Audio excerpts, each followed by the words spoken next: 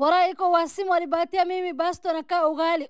Wacha naonesha nyinyi vile basto dader na mince meat yake yanapigwa.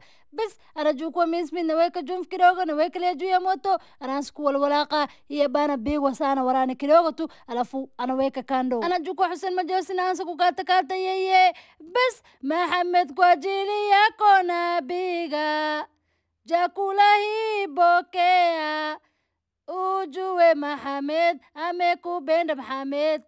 Bas anachukua diksi, anaweka ndani yake mafuta, naweka Hussein ndani yake, naanza kukaranga Hussein mpaka anakuwa golden brownies, alafu anaweka best ya ginger, best ya garlic, alafu naleta ile blend nyanya blend, unaweka ndani yake. Bas anaongeza tomato paste, anaongeza garlic powder, naongeza paprika, naongeza soy sauce.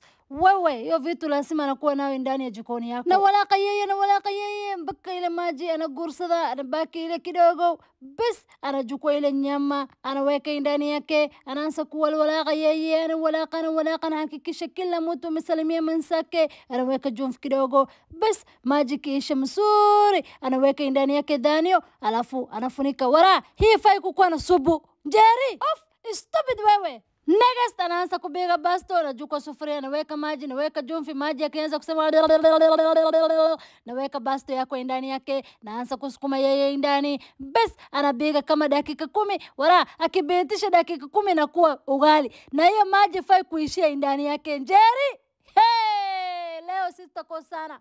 Bas akigusa hivyo anaona ameiva, anatoa. Anaanza kumira maji moto.